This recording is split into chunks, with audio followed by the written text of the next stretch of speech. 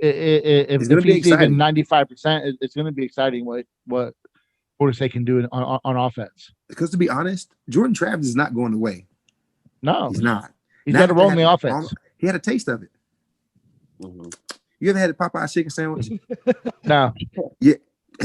Matter of fact, better analogy. You ever seen the back of a Lay's, like an original Lay's bag of chips? You ever seen the back of the slogan says, "Just can't eat one"? Mm-hmm. He's not going to let the opportunity of just starting just one season go away. No, I need more of that. Like I feel like I got some juice now. I got a season under my belt. I just can't have one. I'm not going to let Buddy come in and transfer and take it. That's why it's going to be so exciting. You feel me? Mm-hmm. Come here? Need it all. Yo, that shit was funny. You know what I'm saying? You eating W's over there? McKenzie Milton W's. Steelers not eating W's. Cleveland is. It ain't funny anymore. Joke's not funny. You're not funny anymore. Cleveland eating W's. Hey guys, it's Terrence Nan. You're listening to Hear the Spear, presented by Noles Game Day. Go Noles. Hey, what's up? This is Peter Ward, aka E-Dub, in the house. So we're listening to Hear the Spear, presented by Noles Game Day. Go live, go Noles. Hi, this is Charlie Ward, and you're listening to Hear the Spear. Go Noles. This is Terrell Buckley. You're listening to Hear the Spear, presented by Noles Game Day. No Bloody. But perhaps better known as the greatest corner to ever step on a football field, Deion Primetime Sanders. Great Deion Sanders, my brother. What's going on, man? I could wake up to that greeting every day, man. That was awesome. Hello, Noles fans. This is former Seminole Derek Brooks, and you're listening to Hear the Spear, presented to you by Noles Game Day. James Wilder Jr. What's going on, James? Thanks for having me on. FSOD, Florida State or Die, and go Noles. William Bar None Floyd. Gentlemen, what's up? Karlos, I need to talk to you about those basketball tickets. Screw you guys. You never respond. Okay. I'm trying to give you and your family tickets to a game. It's coming up, buddy. Here we go. We're live. And man doesn't even respond to my text. I'm like, yo, do you and your family want to go to the game next Saturday? He just doesn't respond. I was a little hurt. Can I be honest? You get to go to a better. You get to go see Clemson. You guys want better a date? Team. Dustin. Maybe I want to go on a mandate. Did I get a mandate with my boys? We'll talk about that. All right. What's up, everyone? I hope everyone's enjoying the first little bit of this show real quick. We are live. We were live? Yeah, we're live. We've been live for about 30 seconds. You didn't say that. I said mandate on live. Thank you guys so much for listening. This is Hear the Spear, presented to you by Noles Game Day. I'm Logan Robinson here with me this evening. Austin Veazey, our lead basketball writer. We got a lot of basketball to talk about tonight. Dustin Lewis, our lead writer and editor. Nate Greer, our lead recruiting insider. And then down at the bottom, 2013 national champion, CFL guy now. Coming up soon a little bit. Karlos Williams. He says he's training. I don't know if that's happening. Why you always test me, dog? I think we are gonna have to do the race. Like soon. you're a show me kind of person. You're a show me kind of person. I'm gonna show you. My first carry might be to the crib just for you. I saw your Instagram story today. You said that's what. When you get to the end zone, just hold up some L's. So we like for game day. You know what? No. I'm gonna have a Noles Game Day T-shirt underneath my jersey. You gotta pull the hat out. I'm dead serious. You think I'm joking? You think I'm joking? I promise you guys, my first touchdown I score, I'm gonna wear a shirt underneath my jersey as Noles Game Day on it until I score a touchdown. And when I score, I'm gonna lift it up. It's gonna be right there on camera. TSN Network, y'all tune in. Now we're talking. Now, do we need to sponsor this? Like, do I got to pay for that to happen, or what's going on? No, man. This friendly deal. Friendly deal. This is us. What are you talking about? This is Hear the Spear, baby. Where are we getting this shirt from? I mean, I gotta make the shirt. Well, I mean, dry fit.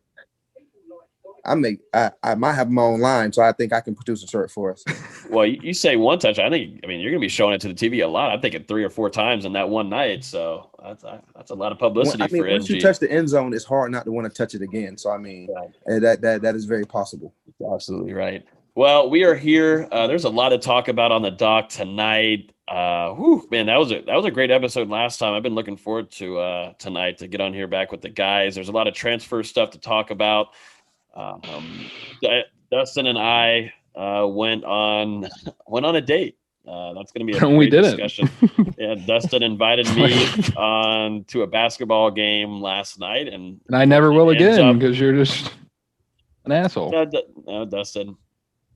Stop talking. McKenzie Milton, we're going to talk a little bit there. We got some updates on him, and Nate's heard a few things here and there. Nugget Central on that. Workout started too for Florida State football. We got a few basketball games to preview. We're going to talk about the NFL playoffs starting next season for the Steelers. No, we're not going to talk about the Steelers. Oh, we're talking about the Steelers. But anyway, I think that's all of it. That's what's going on the dock. No, that's what's going on the dock. There's literally a Steelers thing on the dock. I don't know if anyone wants to read that out. Doesn't matter. We're talking about them. You gonna read that out, Logan? Can we want to kick it off with them? Steelers. Kick it off if you want to kick them off, yeah, we'll go to what chronological order. It was a very poor display of football. I mean, I think that's all that was. Cleveland was more prepared. End of discussion. Without a head coach. Yeah. And without a defensive coordinator. Real funny, huh? Anyways, on to the next game. No, I mean, y'all should have seen me when Pouncey, I swear, he's a Gator. I know I've loved him throughout his career, but when he really threw the football over Big Ben, who's 6'5", 6'6". I mean, how do you do that, you idiot? And then, of course, they scored a touchdown. I guarantee you, I grabbed that bottle of Bacardi out of my car. I had enough beer, but that's when I grabbed the Bacardi. I mean, that was just stupid. I'm gonna start getting mad now, so I need to stop. But that's why he retired. Don't worry. And then my dumb ass thought, threw it, and we're scoring. We're like, oh, wait a second, what's going on here? I start making stupid tweets. I'm like, oh, wait, hold up now. My drunkenness starts coming to me like, oh my god, I think the Steelers might come back here, and the Browns might pull a Browns here. And I'm about to start tweeting people nonstop because you should have seen my phone that whole night. It was getting obliterated. We're talking obliterated text by Nate, messages from y'all, the Discord. I mean, my phone was dead. I got off of it, but I thought we were gonna come back there. My stupid brain, and then we had our last little strike to the neck. Y'all thought y'all were gonna come back. I'm a dumbass, and plus I drank, so I blame it on the alcohol more than you had 28-0 in the first quarter. You guys weren't one-dimensional offense. You were no dimensions on offense. You had no number one receiver, no number two, no tight end, no run game. Canceled tonight. He got canned today, so I had a celebratory day today. Randy's not a listen. Okay, I was there in Pittsburgh with Randy. Randy's not a bad coach. Randy is not a bad. No, he's not a bad coach. Randy's stubborn. Yeah, no shit. And what's funny is because Coach Ben, that's practically what he was, but Big Ben was calling most of these plays to stay in games this season. So I think it was time for them to I don't think they were on the same page. And that's something that Big Ben has always had with offensive coordinators. They're not on the same page a lot of times, but I really do think Big Ben, I don't know if that's his last game or not, but if it is, that really sucks on the way of going out, losing to the Browns at home when they don't even have their friggin' head coach there. So a week ago, you called him the GOAT. I mean, he is still the GOATest of the GOATs. So I'm on to 2021. He's coming back with a vengeance. So and through 4 picks. He coming back with the Phillip Rivers noodle arm. Yeah. That was a duck he threw. He didn't reach the end zone. The 50-yard line threw it to the 5. I was like, and when he threw it, I was like, oh, he finna launch it. He got a good step out. I was like, whoa, when it came out. I was like, he got to retire right now. When he watches this on film, he's like, baby, I think it's game over for him. He's going to have to wrap it up. Let's jump into some transfer stuff here before everybody's like, wait, this is just NFL podcast. Well, we're going to get to the NFL playoffs here in the segment in a little bit, but I know everybody had to get on to me about the Steelers. I take it. I was screwed up. It sucks.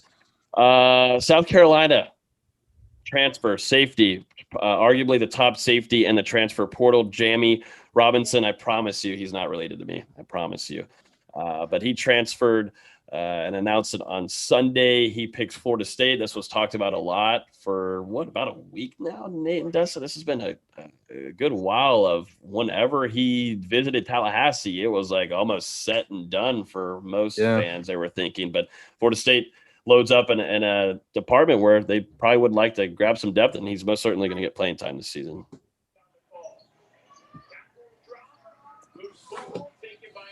Man, he really is going to do a lot. Are you looking for an opinion, or? I mean, I thought I'd just like. At least something. Okay, so kick it off like that. You kind of got to lead. He wore number 7 at South Carolina. I don't know. I mean, I like to pick up a SEC DB. You're gonna see he sees a lot of speed, a lot of different offenses. I mean, with being on the east side, Florida's offense has changed over the years, and he's been there. So he's seen something different than what they're usually seeing, was running the football down people's throat. They've thrown the ball a lot more recently. So he's seen the ball in the air, and coming to the ACC, people are now throwing the ball a lot more. There's going to be a lot more spread offenses, which, that brings experience and depth to the DB section, which we're going to need. A lot of DBs left the season hurt, or they're leaving now. So, I mean, that's a good pickup. I haven't seen a lot of film, but I do see his size. And then, like I said before, South Carolina's DBs are known for being hitters and being nasty and coming with a different attitude. So hopefully he brings that attitude into the locker room. I mean, I'm just looking forward to it. We'll let to see what the workouts and what spring does. And then, I mean, if you're a Florida State fan and not excited about the transfer portal and what we'll be able to do, and I mean, I don't know. I'm just excited for it. I'm excited to see what these kids are going to do coming up in the spring. For me, here's a guy who, like, I kind of compared him to Terrence Brooks last week. He can play some corner in the sub package, but he's definitely going to be a safety. And I would not be surprised if he's starting Florida State. He's a good player. Like Lo said, Carolina DBs are coached well. So he's going to come in, and it's quite clear that this staff was not really happy with that room as a whole. Bringing in, Brandon Moore, which we'll talk about here in a minute, but they've addressed that room quite significantly. So, I think it's a good pickup. Clearly needed, because Florida State was killed with injuries last year, and it's clear they don't have a lot of depth, or they don't know yet what they want to do at safety. So I think it's a great take. Yeah, like you said, I think coming in, Jamie Robinson is probably your starting safety next year. I mean, he was a former SEC all-freshman selection, so there's definitely some talent there, and he was even better this season as a sophomore. So I think he'll only continue to grow at Florida State. I'm excited to see what he does. Yeah, and that safety room right now, you look at Travis J, Renardo Green, Brendan Gann, you throw in Jamie Robinson, so your depth's there most certainly. And I'm interested to see where Florida State's defense is going to use Travis J this upcoming season. I think he can be utilized in different areas with just the talents that he has. I know Nate and I really like him. Talking about Travis J. I think his ceiling is as high as they want it to be honest. I mean, if you look at him and what he's capable of doing, we just seen glimpses of it. I mean, just little pieces of it on the returns, on just making tackles, the way he hits, the way he makes contact, the way he plays in coverage, and then the one-handed interception. I mean, you can see little glimpses of it, but just not enough to be like, it's consistent. And that's just what we're waiting on. I think with the competition coming into that room, I think he's going to rise to the occasion. We're going to see a different Travis this year. We're going to see a different Travis J this year. I think that's what I'm most excited about. The competition coming from the transfer portal outside coming in. Not just recruiting, because these guys are wanted from different schools. That means they've proven themselves players, just not happy where they are. I'm coming to come play, not come watch.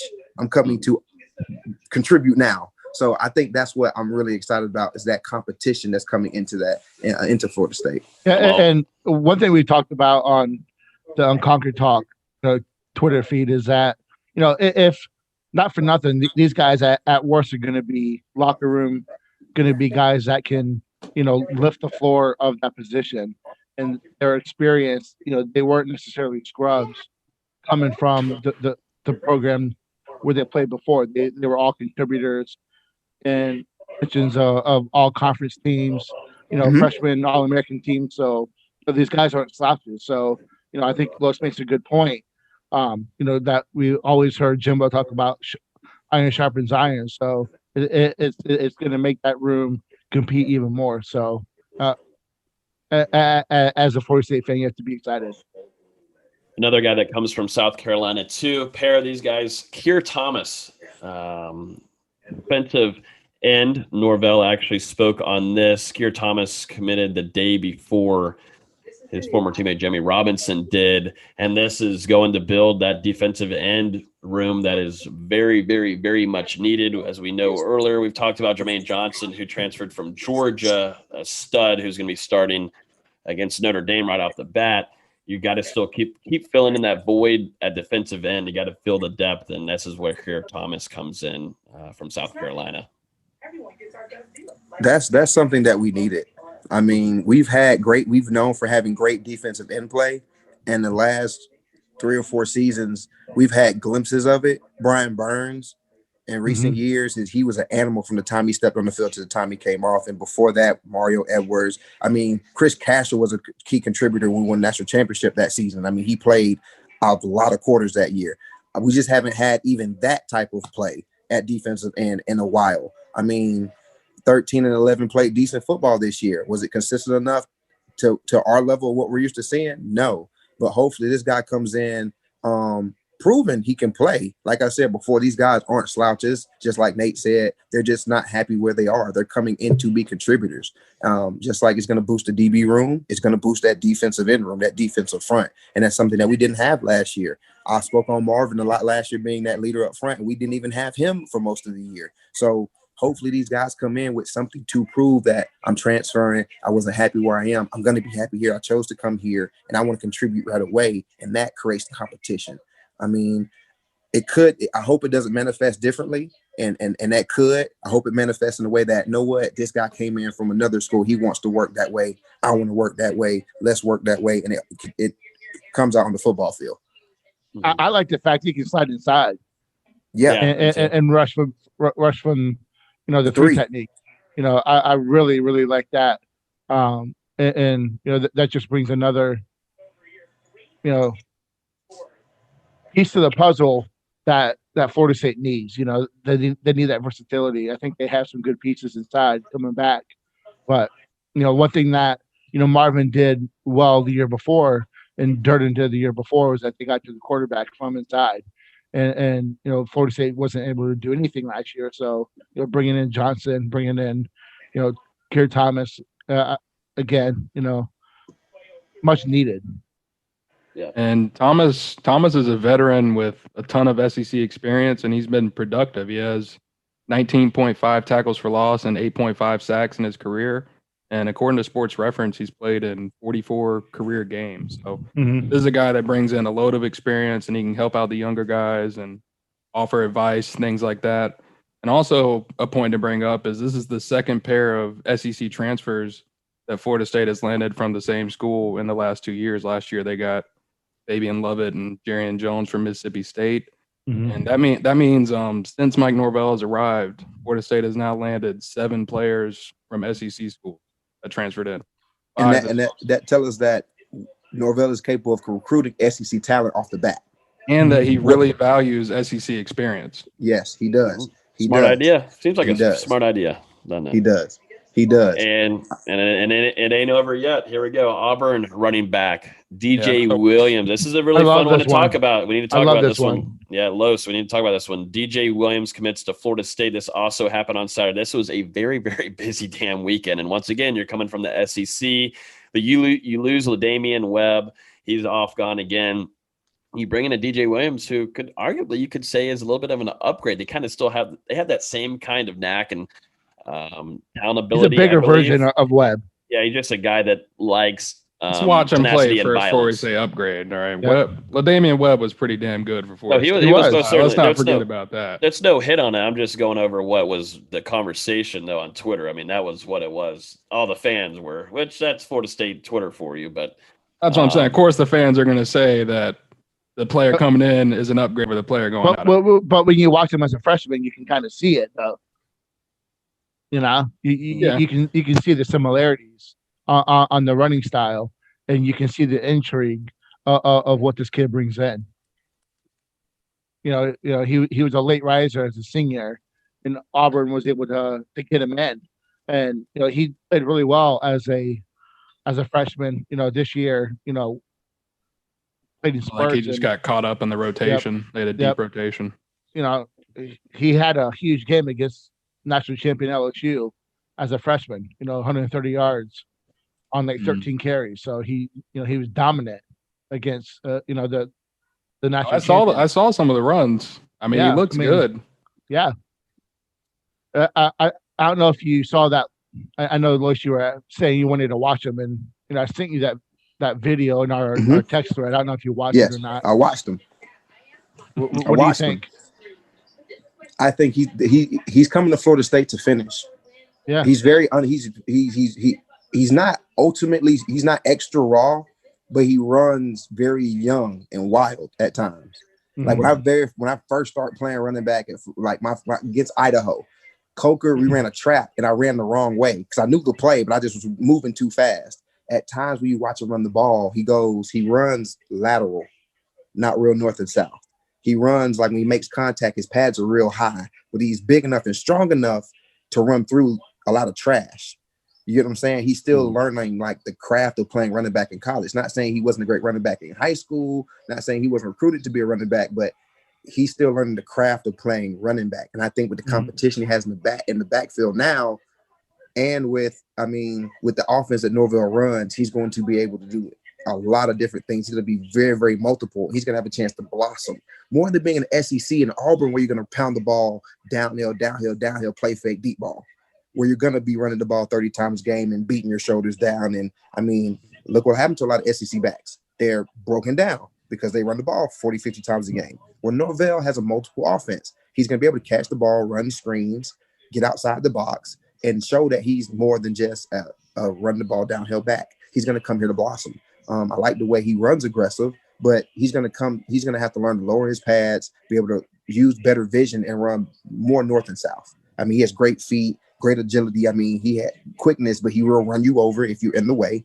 But the way he's not going to be able to take too many hits and stuff like that, not too much longer if he's going to not running the way he is. Mm-hmm.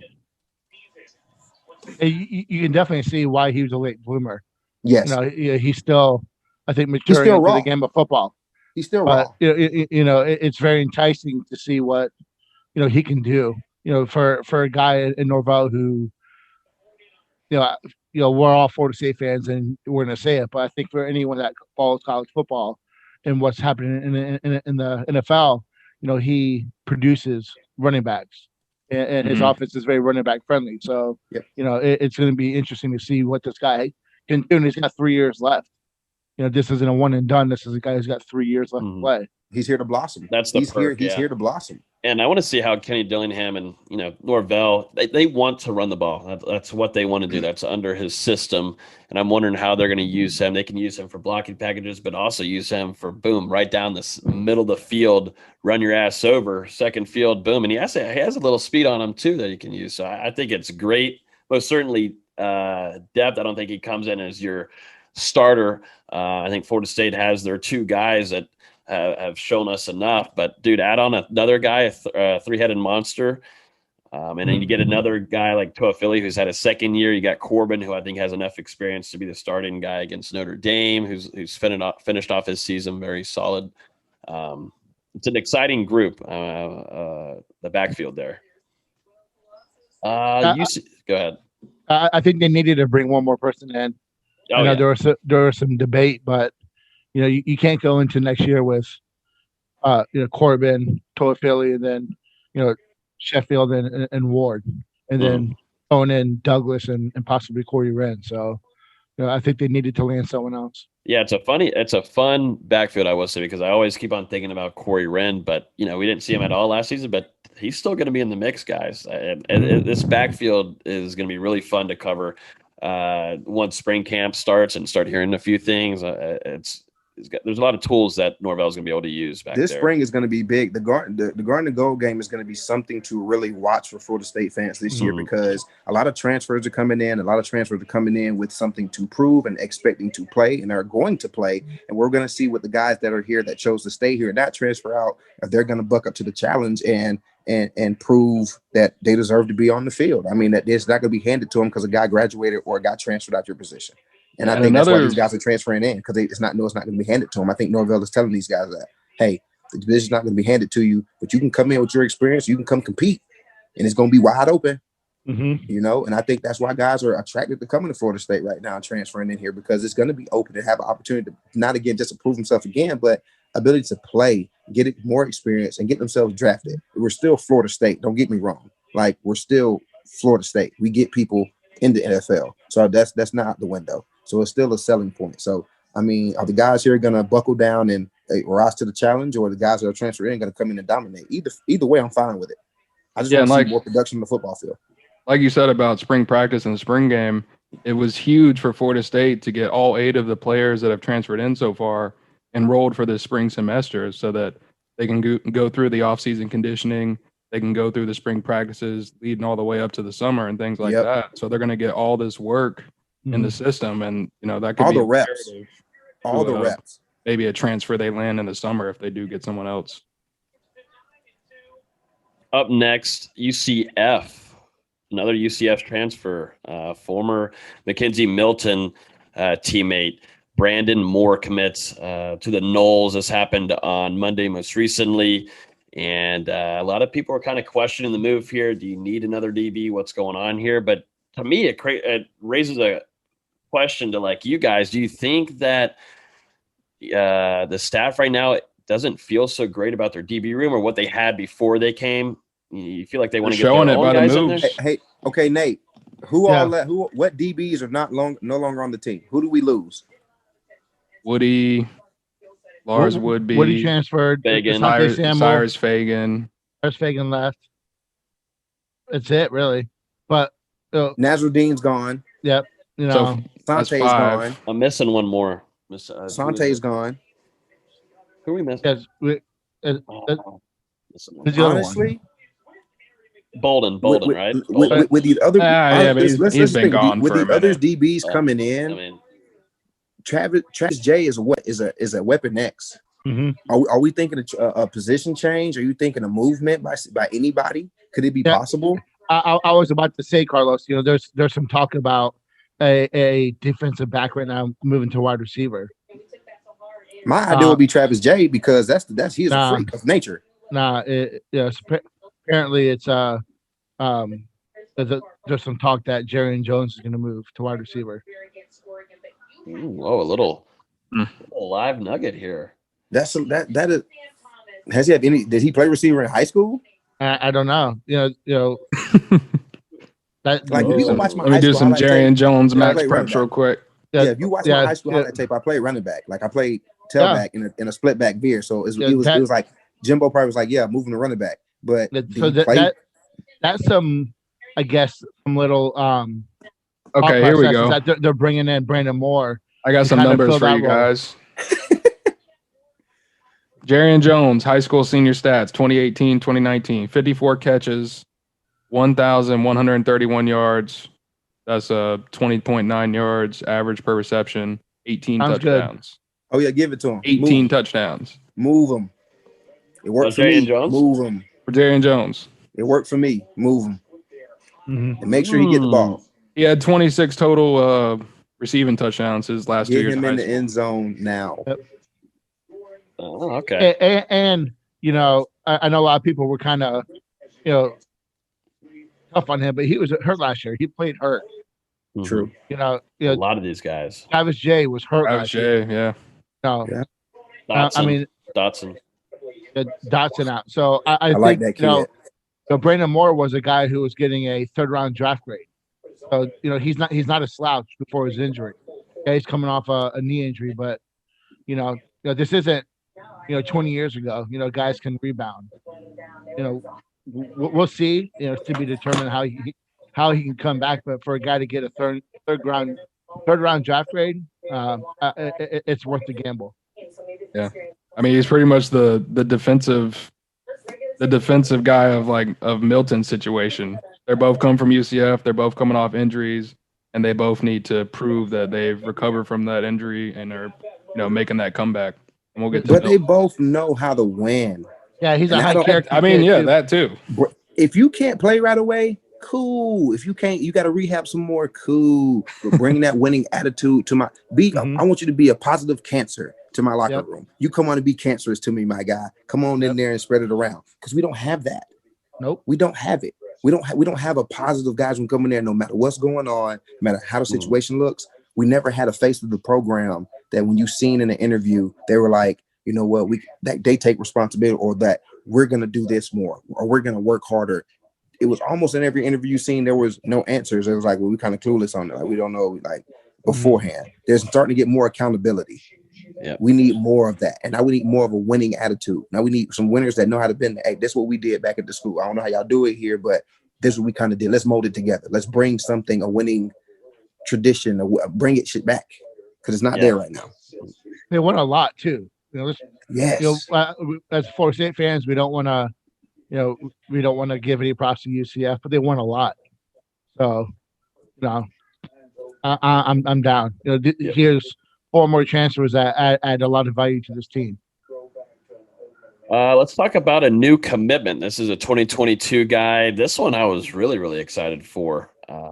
I felt like this day was the best one, and over the weekend, 2022 4-star wide receiver Quincy McAdoo commits to Florida State during his tournament over there. I believe it was in the AT&T Stadium. He was having some kind of tournament there. He had a nice little catch too, over 2 DBs, high pointing the ball, looked nice. Number 1 prospect in Arkansas. He selects Florida State. He says he committed because of the relationships that he had. His family really liked the staff and Mike Norvell, Dugans, and the whole staff as a whole. And it was all about relationships, and that's a good sign moving forward for a lot of these cats. Yeah, I mean, Florida State offered him over a year ago. So it's a guy that they have identified a while and have stayed on consistently. And, guy plays running back, he plays receiver, he plays defensive back, he plays on the return. And he's a football player, first and foremost. So, if you have time, watch some of his highlights, man. He's really physical as a defensive back. So, that translates to him as a wide receiver. So, he's 6'3", he's still a little skinny, but, he knows how to use his body. And he's athletic as all get out. He can jump, like you said, Logan. The video is nice of him going to high point the ball. He can make you miss. He kind of reminds me a little bit of Tamarion Terry coming out. That Monte Coxey that was successful under Norvell at Memphis. So kind of in that same mold. He can run. He's a long strider, but he's also fast in short space. So I think, people might get upset he's not from Florida, but this kid's a baller. Go cut the tape on and watch him. He plays everywhere. Yeah, and he's got great ball skills, great athleticism. I mean, some of those catches, he really gets up there, high points the football over defensive backs. So, a very good get early in the cycle for Florida State. Arkansas fans are butthurt over Hell yeah, they were hurt season. A grown man, people that's listening, a grown man should never attack a child over the school he chooses. That between him, his family, and God. Y'all need to stop that. This man literally verbally attacked this child, and I verbally attacked him. And I hope he's listening to it. You should be ashamed of yourself. You should go sit in the corner and pout. You are sad. You're a grown man, and you yelled at a child for picking a school that wasn't your home state school. That is sad, my man. And Florida State's been ahead for a while. Yes. Florida State's been, the program for him for, I did an update with him for the website for No Game Day for like maybe a month or two ago. Over the summer and recently. And he's been Florida State, Florida State. So doesn't surprise me that he went ahead and, made it official. And I don't think this is a kid that is going to waver. He's bought in. Got another transfer leaving Florida State. He's out of here. You got to read the top sentence of the entire segment, so it makes sense now. Thank you. Transfer portal giveth. Transfer portal. Okay. I put that there for a reason. You wanted me to read that? Yeah. Transfer portal giveth. Transfer portal taketh. So here we go. Redshirt freshman linebacker Kevon Glenn. Nate, you broke this over here inside the Discord for our Patreon members on Monday. It becomes official on yesterday, but he has entered the transfer portal, and this isn't like a crazy shock to me. I feel like this is one of possible, maybe more, but this isn't a crazy shock. But you lose a guy, and I think we've talked about him before in this podcast. For someone that could not get on the field, at a position that Florida State struggled mightily at this past year. It just kind of tells you, how the coaches see him and how he fits in this program moving forward. So, good luck to him. He's in no part was a bad seed or a bad apple. It's all about playing time. What was the stats like? He only had 5 tackles. Okay. No love lost. I hope he go no love lost. To play at. I hope he go plays. Good luck to you. Most certainly. Yeah, most certainly. Best of luck. There was a lot of talk about him. I just don't wish Warren Thompson good luck, though. I don't wish Warren Thompson good luck. So Nate, don't be Nate. He just has the disease. He can't catch the football. Yeah, he just got this. Hey, give him a jet sweep. Move him to DB. Let him go play safety. He just can't catch the football. He's like it could be like Ehrman was, Ehrman Lane. He should have been a safety coming in. I mean, Ehrman was a good receiver. He was a great blocking receiver. Ehrman was a good receiver. Do you not see the game against Louisville? Ehrman was a good receiver. One catch. So right now, talking about Warren Thompson, my right eye is twitching. Nate, I practiced with him. My right eye is twitching. Honestly, you know what happened to Ehrman? Ehrman had to compete with Bobo and Kermit and Travis. Was he better than them? Was he better than them? No, he wasn't faster than any one of them. I think what hurt Ehrman coming out, he should have. Ehrman wasn't a returner. He wasn't a returner. He should have never been the number 2 wide receiver. What I'm saying is, though, he wasn't a returner. So, I mean, the opportunity for him to even show a glimpse of let me get on the field more than just playing receiver wasn't really prevalent. But he played a lot in 2014, though. So, why are you muting to our mic? new segment later tonight, guys. Why are you muting your mic, Los? Gonna let you guys tee off on each other. My baby girl just ran in the front room and said, "Daddy, I have to go pee." She's probably trying. So she's taking herself to the bathroom, but she likes to let me know before she goes. So my wife is like, "Daddy's on the podcast." Oh, that's so sweet. Dustin, why are you shaking your head like that? I mean, that's going to be you in probably 2 years at the rate that you're at. He just embarrassed his daughter. If she ever watches this one day, she's going to be like, "Why'd you say that?" You're at the mercy of Dad, man. I have no filter. You guys know that. Stop. She blocked the best part of the show there. I thought Nate and Los were going to go at their arguments, but it kind of just died off. No, I mean, Nate, you got it. Like I said, we'll save it for the new segment. Yeah, down here at the bottom. Let me ask you a question, Nate. Coming soon. Coming soon. All right, let's talk about that's like the latest in the interior of Florida State football. I just want to throw this in here. We'll throw McKenzie in here too. Workouts began, obviously started on Monday. I was told a lot of guys throwing up, feeling like shit. I mean, it was syllabus week. It was party weekend. I gotta say, I mean, I was out having a good time. It was very busy. A lot of kids out there. A lot of people were saying in Discord. They saw a few players. They're having a good time. They're having a good time out there, but they felt like dog shit during workouts. No surprise there. Logan, you're out in the streets during COVID. You have your mask on? I got my mask on. You didn't have it on last night at the Tuck. No, because I was drinking my beer. On the kissing cam. Oh, my. Let's not. Stop trying to not mention that. No mask on the kissing cam. It will come in here. It will come in here. When we no, get it's a picture, right, Karlos? That's not the real kiss cam. Sure. And that should be your shirt, Karlos. We can score a touchdown. That should be the shirt. No game day.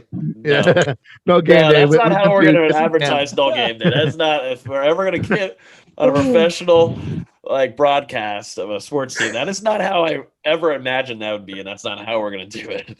Oh, that would be classic, though. But yeah, McKenzie Milton. They started workouts and everything. Nate, you were hearing a few things from some guys on the interior Florida State, and they enjoy it. They love it. They like having him around. He's been working out individually with a lot of offensive players, and they're really impressed with his ability to get rid of the ball, throw the ball, everything that Florida State really hasn't had. They're really excited to see what's going to happen, with him moving forward. And I think that, again, here's a proven winner, a guy that, I hope that, he is at 90% or better, because I want to see him play in the spring. And, for him to be out there, he's already meshing with the guys, so it's good to see. For me, early hearing that Akeem Dent was out there and was really, here's a guy that was, supposedly, when we put that God forbid list out, at that time was already one foot out the door, but he was, so far he's been in there just pushing and busting his ass. So that's good to see, because at the end of the day, Florida State needs to keep that guy. So former 5-star prospect. Yep, still don't have many of them left. Nope, still super early. But I think there's some motivation, and for these guys were throwing up, and I kind of expect that. I think Los could speak on that more. Is that I think the coaches purposefully want to see these guys just get as fucked up as possible, responsibly, so or not. If you wasn't throwing up after workouts, Vic was like you wasn't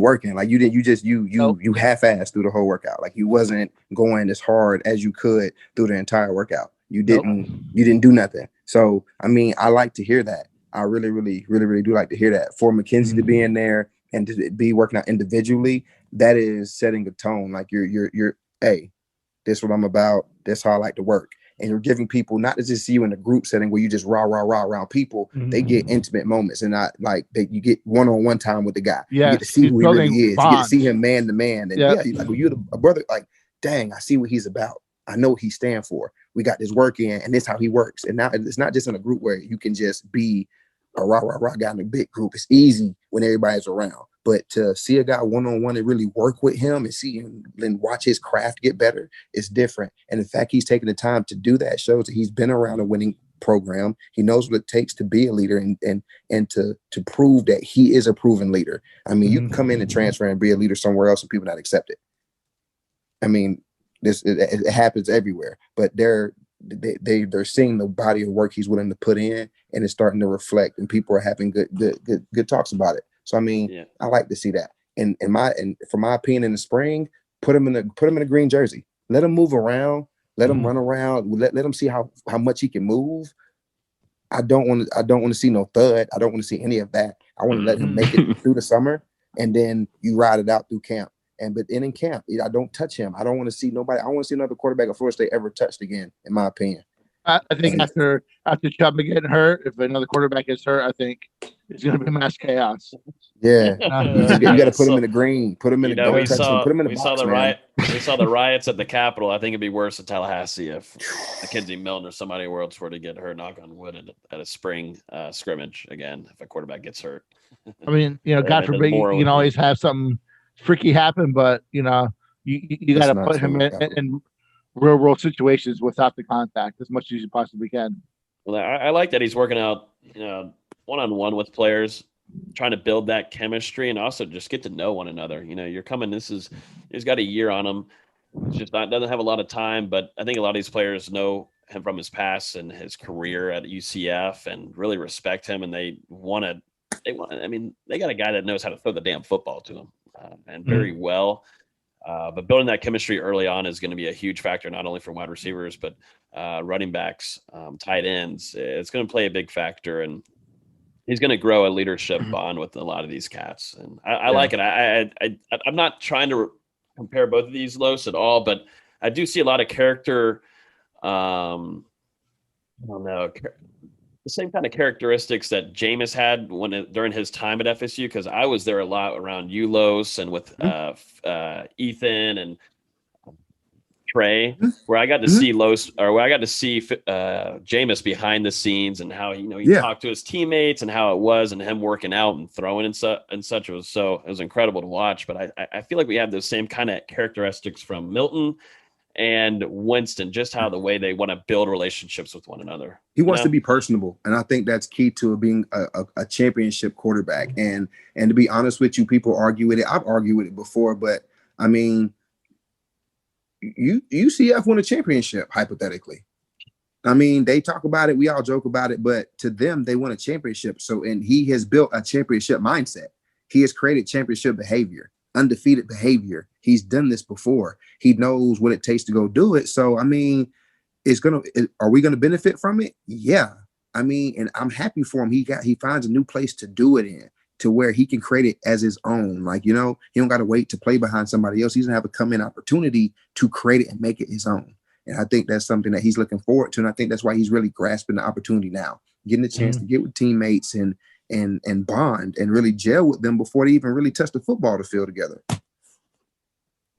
And it really only raises the level of competition in the quarterback room for Florida State. I mean, bringing McKenzie Milton in, it's only going to help guys like Chuba Purdy, Tate Rodemaker, and even Jordan Travis improve. I mean, he's going to be able to, like you said, Karlos, he's going to be able to instill a championship mindset, teach them how hard you have to work to get to that level, teach them little things on the football field, help them throw the ball better, things like that. He can offer advice, and he's going to be very useful for Florida State.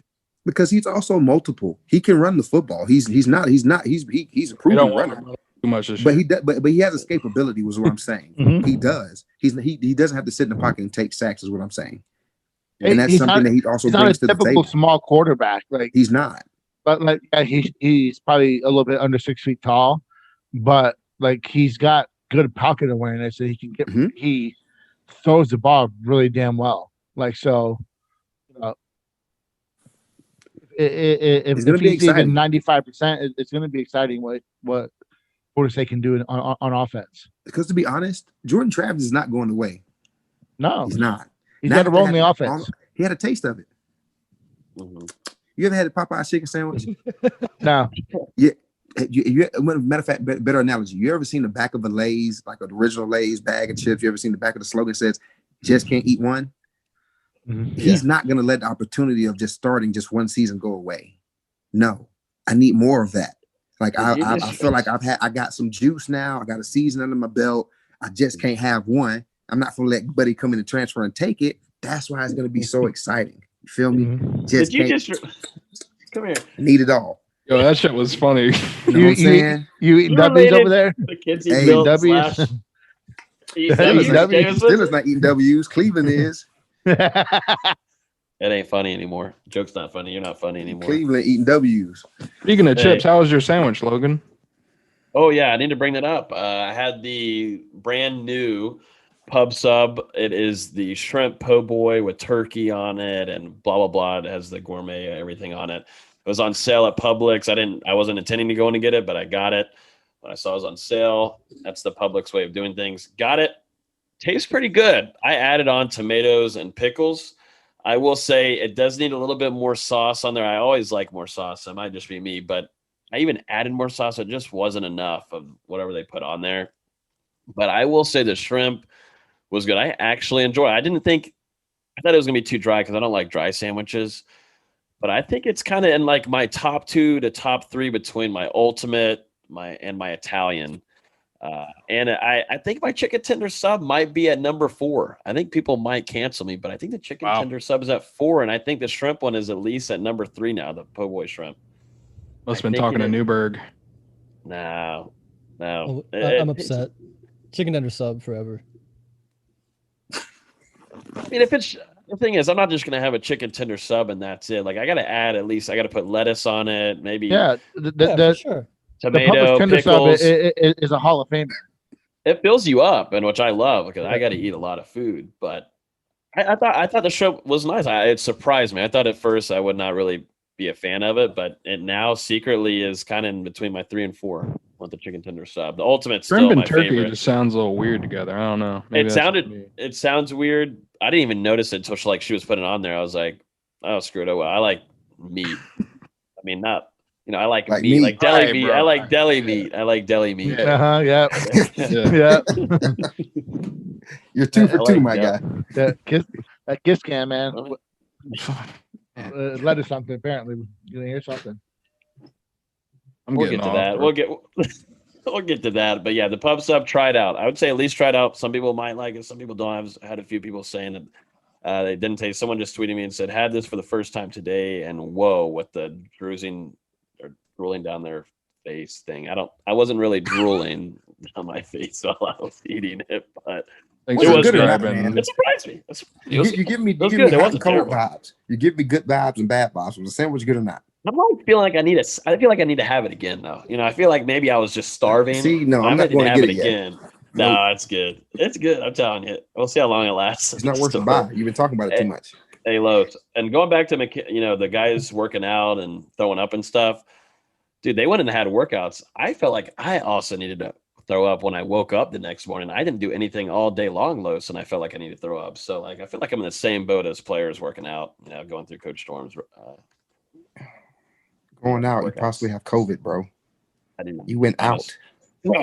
Talking Devontae Freeman. Devontae Freeman, hey, Bills signed him. Your boy, from the three-headed monsters. Your boy, he's headed over to the Bills. We gotta get him on the podcast after the season. But Devontae Freeman to the Bills. He's going to be joining them to help hopefully make a playoff run, not a playoff run, a Super Bowl run. And this would be Devontae Freeman's next chance at doing so. We know he played for the Atlanta Falcons. They lost sadly to the Patriots. They also I got mad. They didn't use him enough in that game. They stopped running the ball. Yeah. Just like we did against Oregon. And it would have helped. Yeah, it would have helped run out the clock. That's a whole nother conversation for another day. But he's on another Super Bowl run, but he's heading to your Bills, Karlos. He's getting touches, man. I mean, with Moss going down with that ankle, I mean, he was productive. He was getting touches, and they had a two-headed monster. And that's something that the NFL needs nowadays. Unless you have a Derrick Henry who's going to be 6'3", 6'4", and 240 and going to get 30 touches a game, you need a two-system, a two backs to run your system these days. Cleveland has a two-headed monster. I mean, Pittsburgh had one for a while. I mean, you're going to need that. And right now, I mean, they got it. They got it. He's hit that journeyman phase of his career now, though. Yeah. I mean, he's a veteran. I mean, I can't compare him to Frank Gore because he's not as old, but he brings that veteran that vibe to the locker room. Like, if you ever been around Vontae, he's calm, cool, collected, laid back. He goes with the flow. He doesn't matter how many times he touches it. He just knows when he touches the ball, he's going to be effective. He's going to produce. And that's something that they have in that locker room, is that the productivity is not going to go down now that Moss is not in the lineup. Singletary obviously is going to be the starter, and he's going to touch the ball and he's going to make plays. But now they have a back they can throw in there on third down because he's a pass catcher. He's multiple. He's an every down back, and he has experience in the playoffs, going deep in the playoffs and playing in the Super Bowl, going through media, talking to the fan, talking to the media, and dealing with the fans and all the pressure, quote unquote pressure, that it is playing in the playoffs. He's been there before, and I mean, he brings value to the locker room. He's a veteran. He's a good character guy as well. I mean, he's everywhere he's gone, he's never had left a bad taste in anybody's mouth. So I mean, you bringing a quality guy into your locker room that's going to put product on the football field. All right. Well, I think that's the quick hitters really of the week. It was quite a bit. It's nonstop really lately, but I love it. More content to talk about, so we don't have to listen to. And before we move to basketball, I just need to again say that Travis Hunter is the best player in the 2022 class. Yeah. Then he talked to Clemson and said, "Screw off." Said thank you, but no thanks. That's a polite way of doing it. Yeah, that's more of a polite way. Yeah. Yeah, no. I mean, it seems like they're going to stick him. I mean, he's going to stick with Florida State, but that's nasty. You think a wide receiver? I mean, what's going on? I think he's a corner. Oh, man, I mean, he's nasty, a wide receiver. He's a damn good player. Period. I think you let him decide where he wants to play when he gets to college. But I think his ceiling is at corner. Yeah, we need to have just a segment talking about him next week or something. I mean, he's so damn good, dude. Nasty. So good. Best player that Florida State's gotten since Durham. I love it.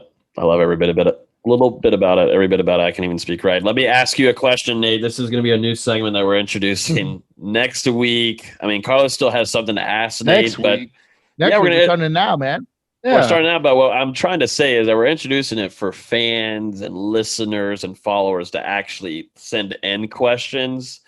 So then Karlos can use them to ask Nate. So then we can get a little bit more interaction. I mean, Karlos has a question tonight in play. We weren't ready for this really for the segment, but we thought it'd be a good idea. I think it's a good idea.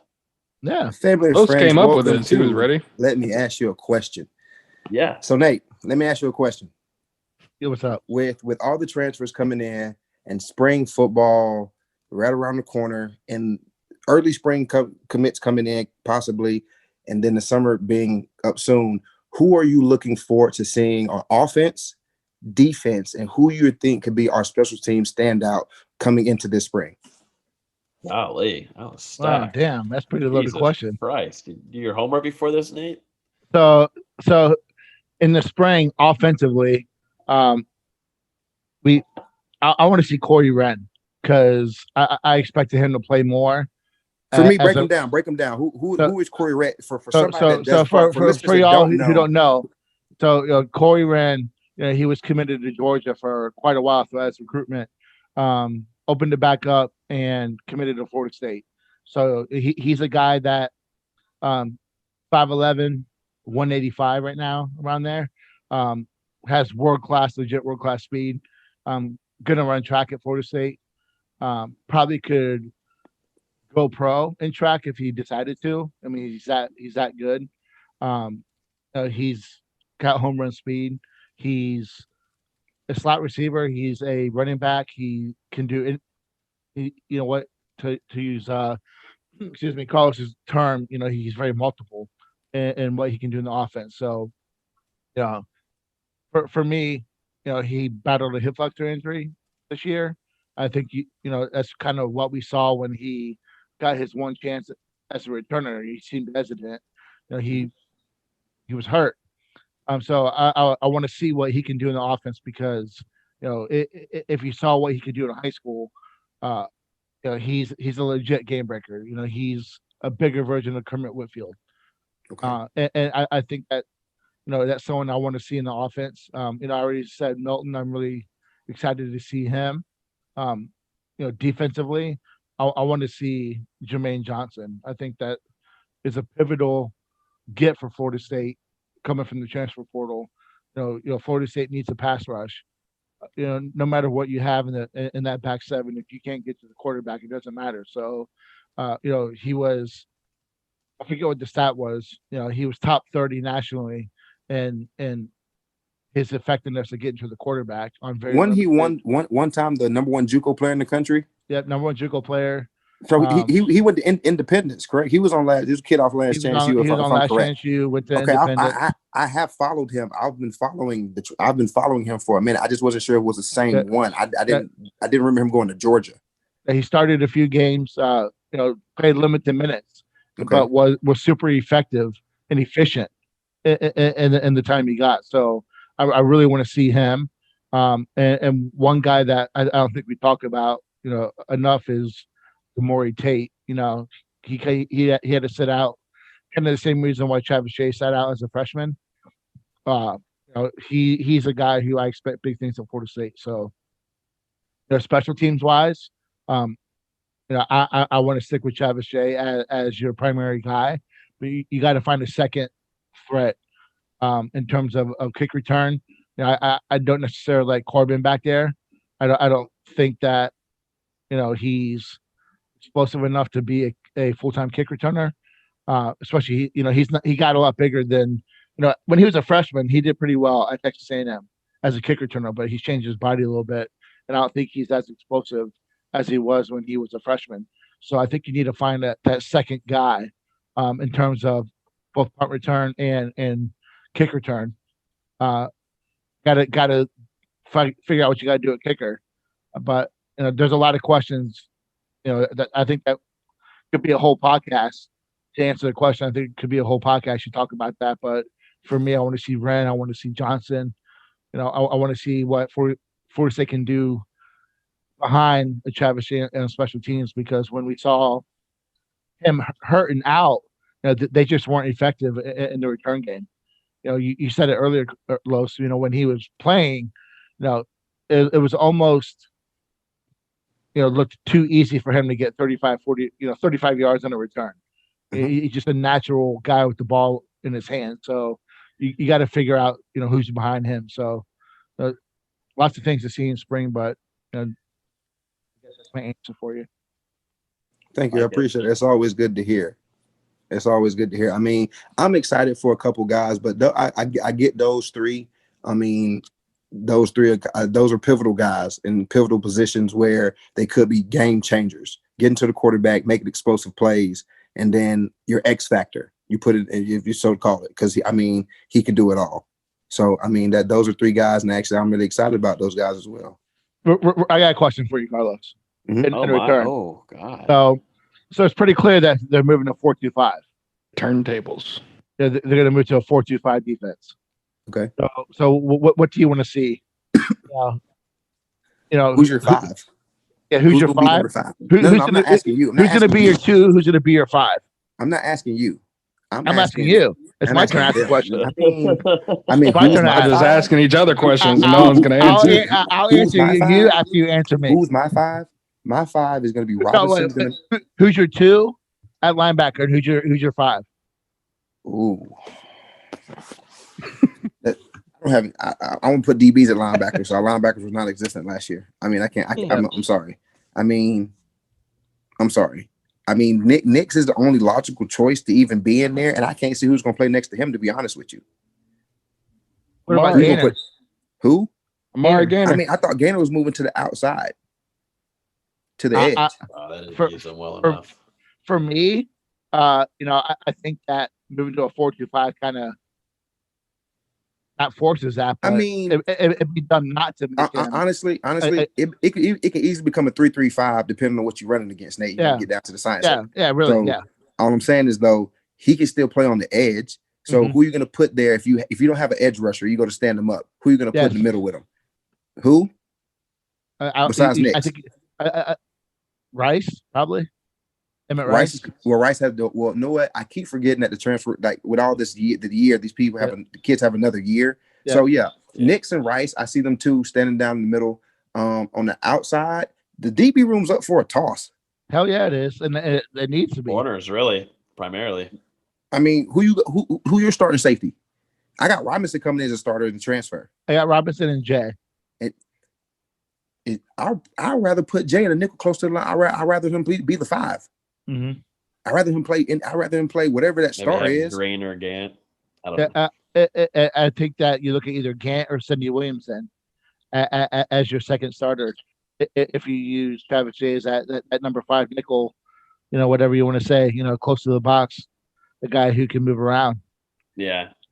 Can you imagine having both Jay and you got Jay and Gainer that can run east to west, thinking that maybe Adam Fuller will use Gainer in the right packages, maybe that might be thinking too hard there, wishing for better things.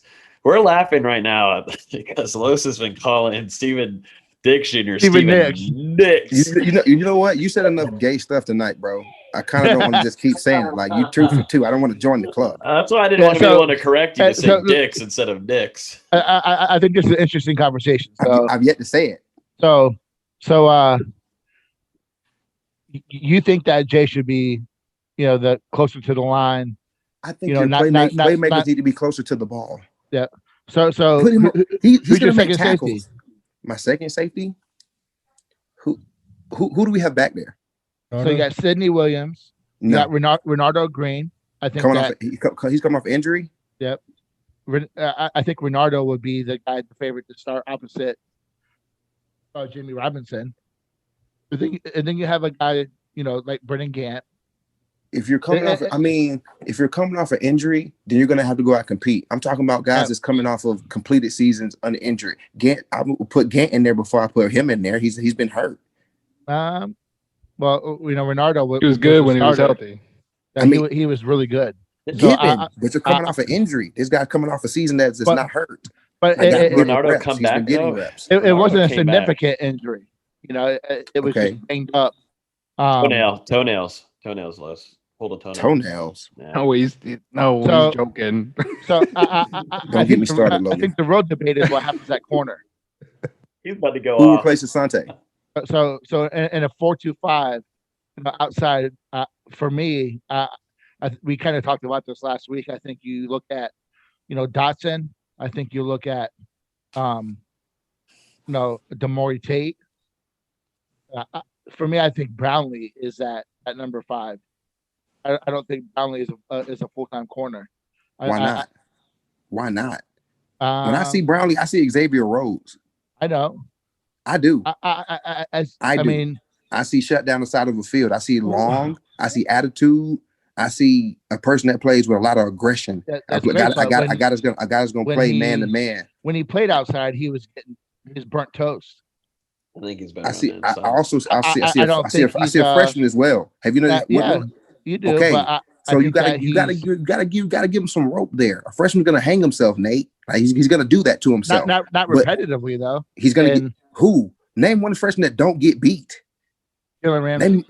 Who? Jalen used to get beat all the time. All the time. You know how many other players played around Jalen? He's a lockdown corner. Derek Stingley. Was locked down as a freshman. Do you not understand who else played around him at that time? Do not skip over that. He played around a lot of other guys that played around him. Who? You know who else he played with?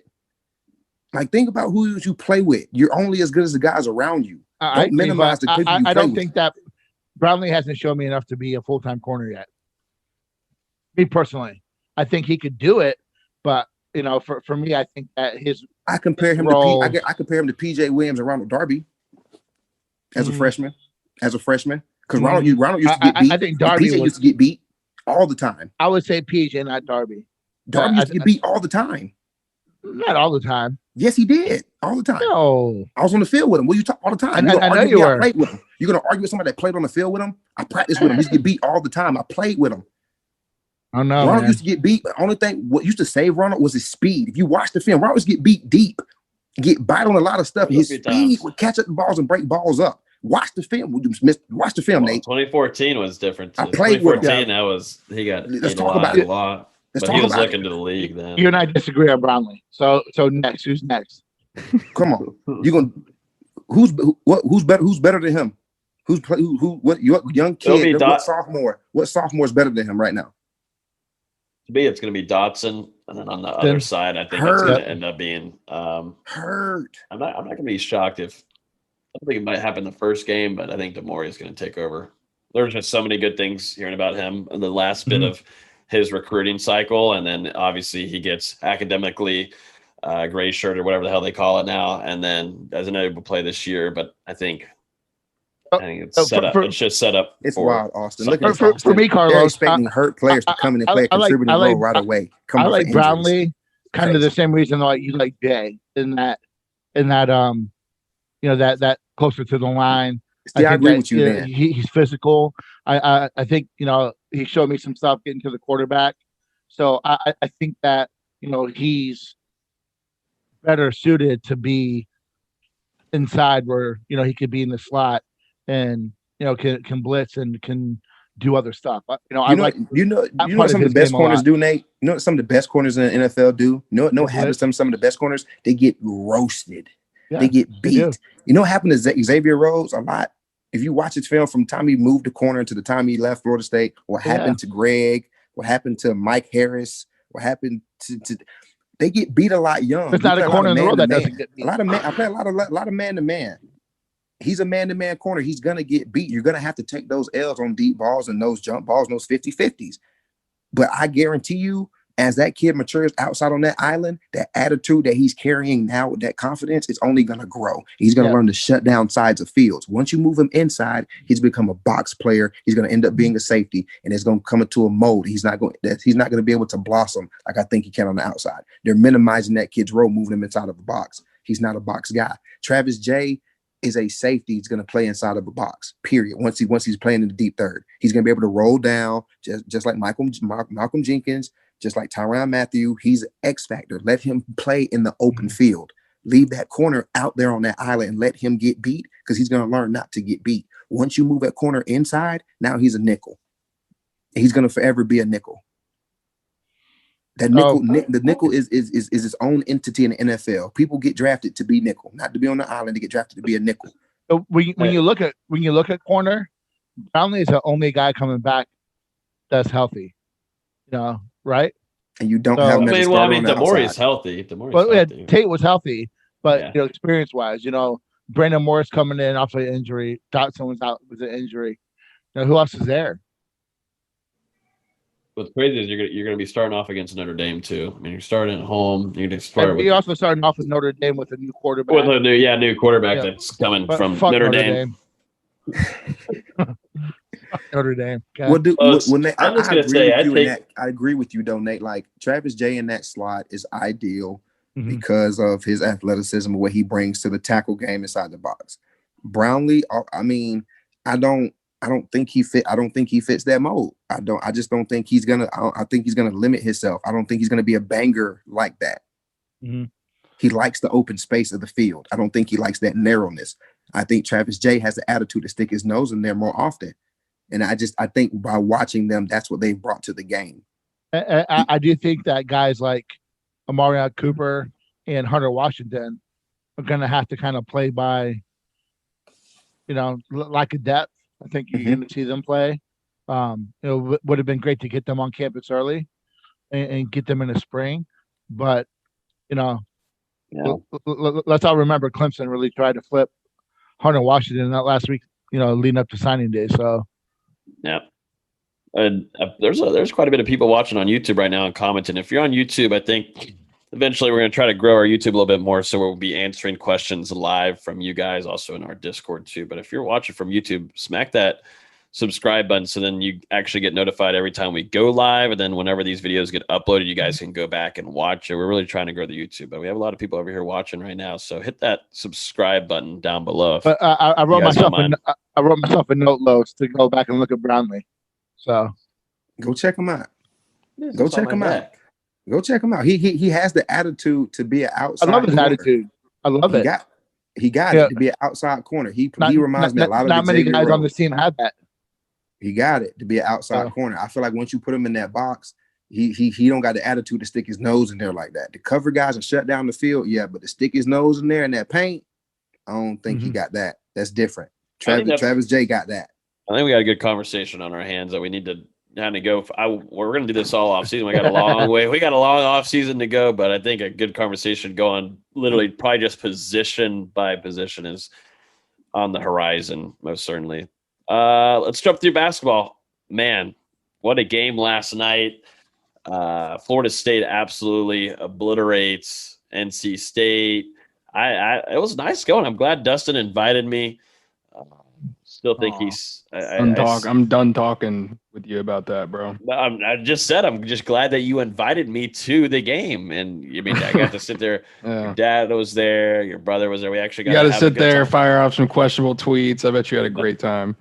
I did. I got the attention. I'm sitting there doing my job. You're over there, bullshitting. No, but here's the deal. You did tell me to tweet. You gave me an idea to tweet one of them about the beer. Yeah, you did. Yeah, you did. I didn't. Yes, you did. We got to get we need to go ahead and address the Twitter, the paparazzi and everything. The picture was photoshopped. We were not on the kiss cam. My arm was also not around Dustin. We had actually a chair in between both of us. My arm was off to the side. Honestly, you didn't need to address it at all because people forgot, but now good job. Also, I need to apologize for that shot of the paparazzi of me not wearing my mask at that picture. You should apologize. I need to apologize before I get canceled from our own show. So I need to cancel. I believe COVID-19 is real. I just literally was drinking a beer and I probably was setting it down, or I might just need to. You drank one beer for like an hour. There's no one near me. Yeah, I'm savoring my beer. It was good. I also think you spiked it, by the way. A lot of people on Twitter are thinking that you spiked it. Let's not talk about that. Austin, it's been an hour and 12 minutes since we started the podcast. You ready to speak, bud? Yeah, I've said like 5 words. Austin's still here, baby. He's just chilling. He's probably got NBA on in the background. I'm watching Devin Vassell right now. He's got 10 points. Exactly. Devin Vassell's going off. But yeah, tell us about that game. That was fun, man. I enjoyed it. That was nice to see them come prepared, no laziness, and got right after it. Yeah, we all expected rust. 2 weeks off after a loss to Clemson. You come out, have your most efficient offensive performance ever. Not just this year, not just in the Hamilton era, ever. Really? According to KenPom, the most efficient offensive game Florida State has ever had. It was insane. 105-73.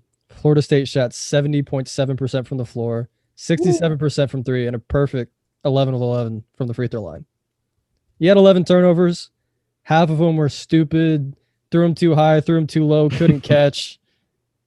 But like outside of that, there's absolutely nothing to complain about from Florida State's part. Yeah, NC State put up 73, but for most of the game, they were down 30, 40, 26. Yeah. Like Thomas Allen had 16 points off the bench, which, that happens when he's going against green team. It happens. They have a lot of possessions. I didn't watch it. How dare you? It was just an insane game. Like the first half, pretty fast-paced game. The first half, I think we had 57 points on 33 possessions. Ooh, y'all scoring. We're scoring. It was now. Like they could not miss. Raekwon Evans. We've been tough on him on the podcast. Really tough on Raekwon Evans. He comes out and has 24 points in 19 minutes on 11 shots. That'll get done. 9 of 11. That'll work. Absurdly efficient. He was getting to the free throw. He looked like Trent Forrest, which I've been giving him Trent Forrest comparison since he signed out of JUCO, because he has that natural ability to just get to the free throw line when he wants to, and he showed it last night. NC State didn't have Manny Bates. They're 3 blocks a game center, so we just kept going inside, and no one could stop it. No one could stop Evans. Yeah, and I mean, you could tell he was feeling it from the start of the game. I mean, he hit the 3 on the first possession and then never really looked back. I mean, I always give Raekwon Evans a hard time. Last night, it made it all worth it. Seeing him ball like that. And we saw it the first half of Clemson when he had 9 points, and then the second half he didn't do anything. This game he just comes out and just completely obliterates everybody. Yeah, and he set his career high. He got into double figures for the first time in his college career. A couple weeks ago as well. So to see him just continue to blossom like this, I expect him to be playing even better by the time we're at the end of conference play. If he's giving us, consistent 7 to 10 points a game, give us a couple assists, give us a couple rebounds, give us a steal or two, that's exactly what Florida State needs. They need that consistent ball handler that we just haven't had this season. Yeah, and if they get that 24-point explosion every now and then, they'll take it. Oh, yeah, for sure. Then you have Nate Jack in 12 minutes scoring 18 points on 8 shots, 4 or 5 from downtown. His last 2 threes he hit from Pensacola. One of me caught him on the mouth of the Florida State logo. That one was just turning fire. I was bewildered. He didn't even hesitate. He hesitated more on the next one that was closer to the 3-point line than the one at the logo. And the second one was in transition. That was the crazy part. It was in transition. He stopped and pulled from 4 feet behind the line. Yeah. It was insane. And we've been saying this about Jack. I mean, when we had PJ Savoy on last year, he said the same thing. He's like, this guy can really flame it up. He's that flame torch that, Florida State needs from 3. And we haven't really seen it because he's only playing, 4 minutes a game every other game. He comes in last night in 12 minutes and just completely torches nets. Yeah, and I mean, Jack was another guy that I don't know about you, Austin, but I know myself, I kind of wondered if he was going to be up to being able to play at this level of college basketball. But I mean, credit to him.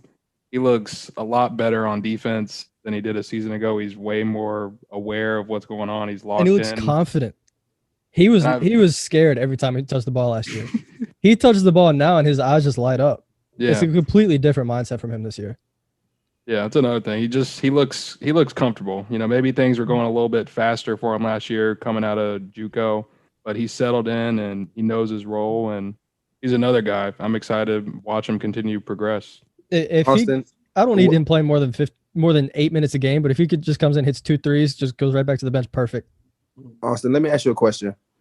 A win like this, with just like you just said, a guy came in from JUCO last year and the pace was kind of fast for him. He's kind of slowing the game down this year. With a win like this, with the season the way it's been going with cancellations and COVID, what does this win with scoring so many points and the stat line and our young guys playing so well and people coming off the bench playing so well? What does that do for recruiting? Like how big does this win? Like how big is it for recruiting? I mean, recruiting's about as high as you can get right now from Florida State. You've got the number 3 class with Jalen Worley, Matt Cleveland, John Butler, Naheem McLeod, and then we'll get to him later, the Houston transfer, Caleb Mills. Okay. Mm-hmm. Florida State's at their pinnacle of what they can do recruiting basketball. You're already in the ACC going against Duke and Carolina. All this does is tell these guys, hey, you made the right choice. Okay. And these 2022 guys, because 2021 is basically done. You got one more slot. Is you think it's something to look forward to when we're playing games like this? Is it something that these guys are coming into Florida State like, man, like, Norvell's recruiting a certain way to get SEC talent. We're getting the top recruits in the country, and we're getting also top transfers in the country to come in and play basketball because we're playing basketball so well. Do wins like this make guys look forward to coming and scoring buckets? For sure. I mean, we saw it 4 years ago. We beat Clemson by 48 in Tallahassee. I just absolutely wiped the floor with them. And you could feel the buzz in the program. I mean, Clemson wasn't that good that year, but you could feel the buzz, especially in the locker room. Guys were like, we might just did something here. and we saw it with the guys coming in. You had Ike Obiagu, who was a top 50, top 60 center, come in. He only played one season, but he was still a top guy. And then next year, you only had one open slot. You wouldn't have found a diamond in the rough in Devin Vassell, who's now playing minutes with the San Antonio Spurs just 3 years later. Like, what do you think that's like for the program to see it change? Like, we've been a decent basketball program in this conference. We've competed with the best of the best in the conference. But now Coach Ham is to a point where he is. Last year we won an ACC championship. We were the champions. We were picked to win the whole thing. Going again this year, I'm sitting there watching Gonzaga play Pepperdine. They're ranked number 1. I feel like we can compete with them. Like, where do you really see Florida State program right now? Where are we amongst basketball? Are we top 5, top 10 in the country respectively? I would say top 15 to top 20. Like, as we said, like if the tournament started today, Mike, you might get a Sweet 16, just because there's still a lot of stuff you got to figure out. There's still a lot of chemistry that's got to be built on court. Off court, I think they're fine. It's just on court. You got to figure out rotations. Got to figure out what guys are best at. I think there's still a couple scheme things they got to figure out. But like we saw last year, we weren't saying this, and we weren't saying in January, oh, this is a national championship team. By the time they hit March, we're like, this is the best team we've ever had. And I think that's a credit to the staff and to the players that developed throughout the season, that by the time we get to March, you can say this is a damn good team. And I think it's gonna be the same way this year. That's awesome. Tell us a little bit about the new transfer too. Yeah, Caleb Mills out of Houston was in a very, very good pickup. Plucked right out from NC State's nose. NC State really thought they had him. He's from Asheville kid, said he wanted to play close to home. Everyone's like, yeah, he's going NC State. Then all of a sudden, commits to Florida State. NC State fans are mad. Houston fans are mad.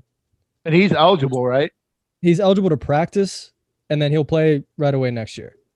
Okay. Which, he's someone this team needs. Good ball handler, shoots the absolute lights out the ball, shot 40% from 3 last year as a freshman. He was second team all conference at Houston last year as a freshman, was named preseason all conference or preseason player of the year this year.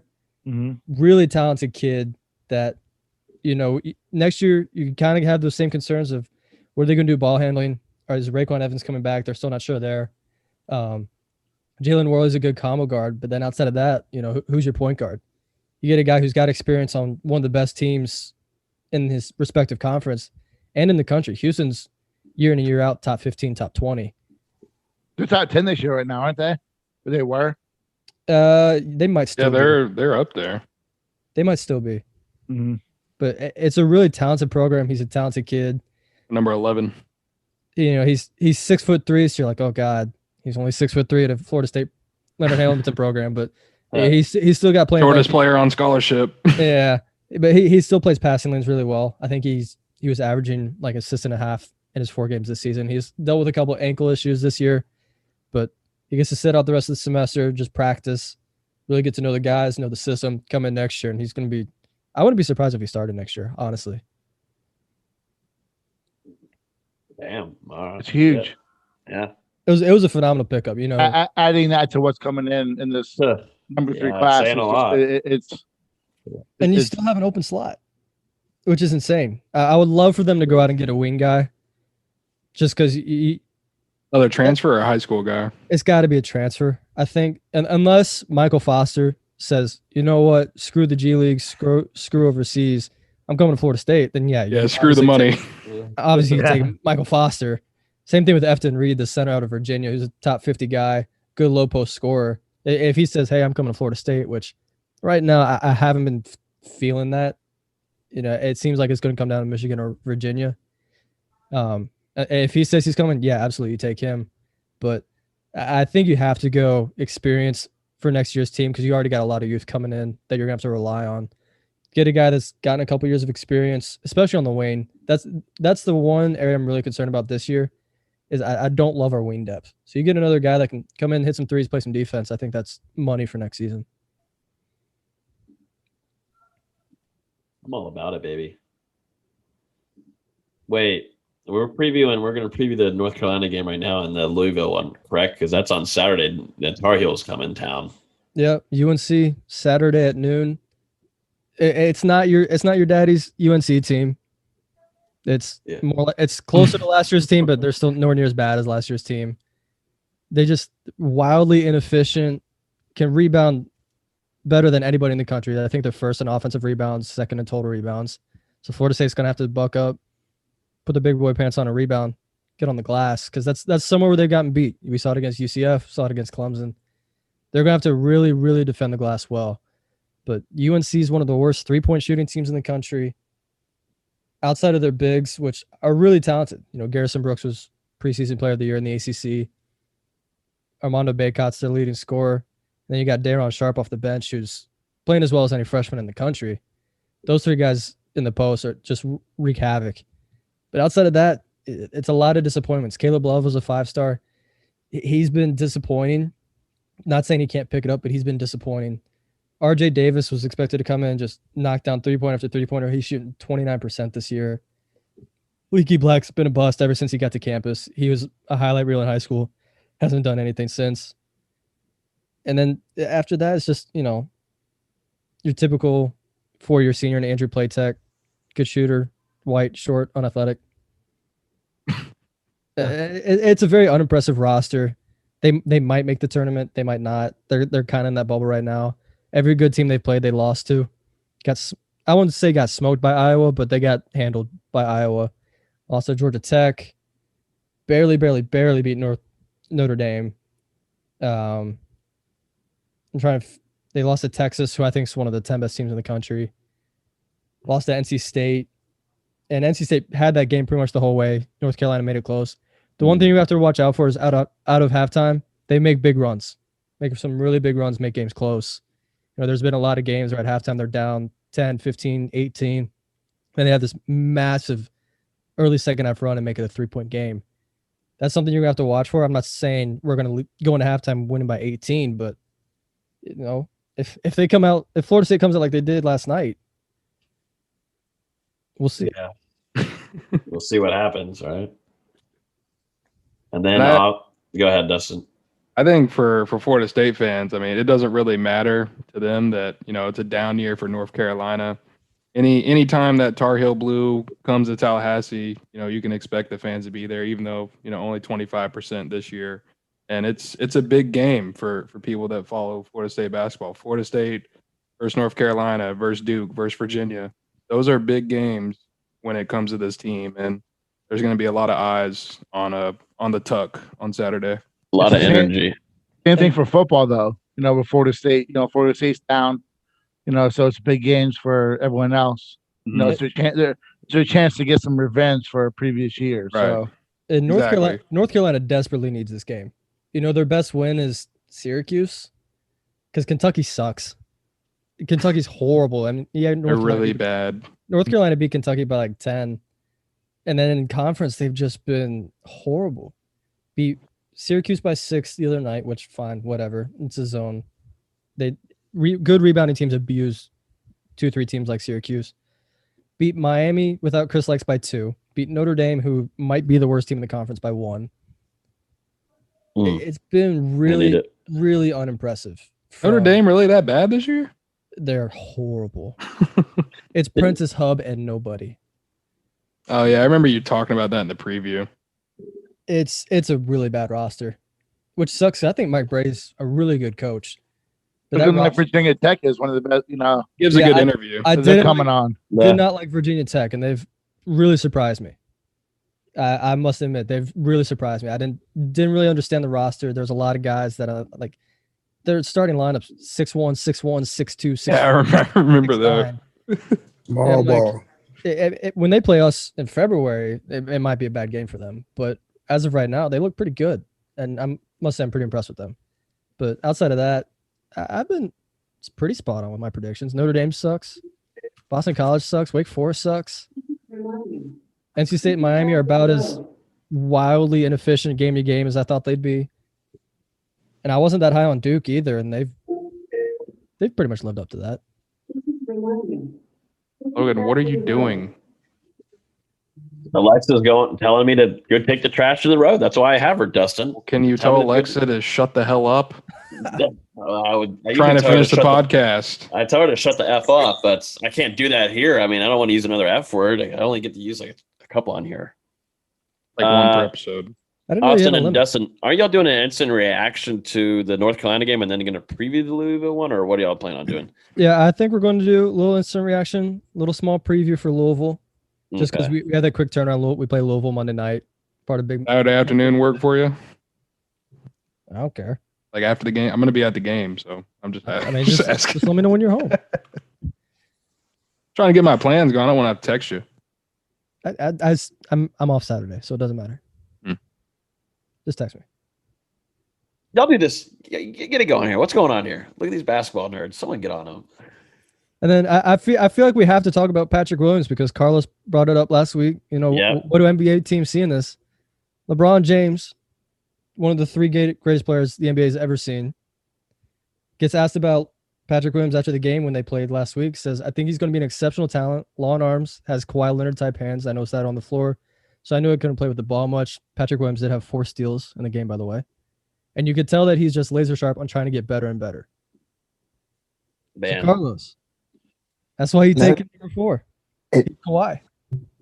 And that's all you can ask for, because I asked last week, you know, him not being a starter. And I don't know a lot about college basketball and rosters and stuff like that, and even about recruiting, because it's all weird. Because growing up where I'm from, people play on travel teams, AAU teams, and not many people play at their high school and get recruited, especially in Polk County, where I'm from. So I just had to ask, this kid not being a starter on a Florida State roster who was supposed to be, you know, one of the best teams in the country last year, how does he get drafted in the top 5 picks? How does that happen?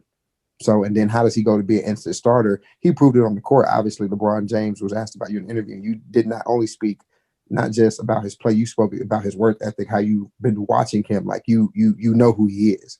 Yeah. Like now he was drafted, you knew who he was. He wasn't just some random. Yeah, he was on your scouting report. Like this kid is on your scouting report. And then he ended the interview by just saying Chicago got themselves a good one. Yeah. He played, I think Williams played like 27, 28 minutes. He was guarding LeBron on every single possession. LeBron hit some tough shots. It's some really tough shots. Like even down the stretch, there was that one where he spun in the lane, gave Pat the elbow in the stomach. Yeah. Pat still blocked the ball, but James was able to get it back and finish. But he competed, and that's all you can ask for from a 20-year-old, 19-year-old going against LeBron, and his 10th game ever. The greatest, yeah. That's all. And then next time out against the Clippers, he goes for 17. Like that he's only going to get better. And I know Chicago fans are actually excited now. NFL messed playoffs. up. NFL playoffs. Devontae Adams versus Jalen Ramsey. How many catches and yards for Devontae Adams? So for me, this is Jalen Ramsey has had a fantastic, supernatural year. So Devontae Adams, I think they're both going to get there, is because Devontae Adams is really good off the line. He's a really good route runner, and he is really good at the routes that Jalen kind of not really struggles at, but when he's got to be stop and move and be quick, he can get beat there. So for me, I'm your eyes still messed up? Use him. Yeah, my eyes twitching. So, but yeah, my eyes twitching real bad. But and you get the number 1 scoring offense versus the number 1 scoring defense. So going to be interesting to see. I think that Aaron Rodgers has been playing unreal all year, but Jalen shut down everyone. Yeah, like it's gonna be fun to watch. It's good. I think we saw what he did to DK Metcalf. Yeah, I mean they're going to get each other. Guys, DeAndre Hopkins. I think that Devontae's ability to get off the line is going to be some problems for Jalen. But also, I don't think Devontae is necessarily the most aggressive physical wide receiver. So and Jalen also had a Darrell Revis kind of year. Oh, hell yeah, he did. So it's going to be a fun matchup. The Adams was absolutely one of the best receivers in football, if not the best. Ramsey Island sounds better than Revis Island. Ooh, I don't know. Oh, it's a good debate. Yeah, I'm excited for that one. I think the story of the game is if Aaron Donald plays. He's playing. It's already been said he's playing. Oh, okay. Yeah, he's playing. If he doesn't play, then I think it was like rib cartilage. It wasn't like a broken rib. It was like rib cartilage damage. Yeah, I was wondering what happened. Just like he couldn't catch his breath. Yeah, it's kind of that's what it looked like. But he went back to the locker room like 3 times. I think he ended up not coming back in the game, right? Or did he play the whole game? He was just on the sidelines, I think. Yeah, he didn't come back. He just stayed on the sidelines. Yeah, they were already up 20. They were fine for the most part. 2 scores, 20, whatever it was. What do y'all have? What do y'all have for the whole weekend as a whole to finish off the episode? What do y'all got? So I'll start us off. We've got Rams Packers. What do you got? That's at 4:35 on Saturday. 4:35. So I got, Green Bay is kind of bad against the run, and Cam's been really, really, really good lately. But also, Goff has had 2 games when he's played under 40 degrees and he's been awful. I think the home field advantage is going to win out. I think Green Bay wins by like 10 to 13. Goff starting this week? Mm-hmm. Okay. I believe so. Yeah, he got. I didn't know if it was confirmed yet. Yeah, he kind of has to. I know he was still having some trouble last week, with his hand after the surgery, but it's been another week. Yeah. Give me the Rams in an upset. I'm also taking the Rams because it's just it's against my nature. I can't choose Green Bay. This is kind of like my game of where I was the only one right when I predicted the Ravens to beat. I was going to say the Ravens. I just could not get words in. I love it, baby. It was like the first hour of this podcast. No one was letting me talk. Austin. Let me have my time, Austin, because I also was the only one that had enough balls to say, and y'all all went after me, and I'm low sleeves at a perfect time. I'll get after him later. I'm the only one that said Derrick Henry will not even get close to 100 yards, shit. And Derrick Henry didn't even get close to 100 yards. Derrick Henry didn't even get close. Talk about that game. Gets fucking dominated. There was only one game last week that mattered. Yeah, and we all know what it was. Now we're talking. Yeah. Derrick Henry didn't even get close, and I told you. I thought Baltimore's neither did Pittsburgh. What does it matter? What does it matter? I'm mark me down for Green Bay though. Yeah, I got Green Bay. I think Aaron Rodgers is gonna have a good game. Okay, 2v2. All right, let's keep going fast because we are like over the time limit. Yeah. Let's go quick. Browns, Chiefs. Chiefs. I'm gonna go with the Browns. Shut up. I'm taking the Browns. Hey, go ahead and kick him off now. Honestly, I had a really good time watching the Browns last week. I think that they're going to be. It was fun while it lasted. I think they're going to be even better with Kevin Stefanski back. Listen, the Cleveland was. Jesus.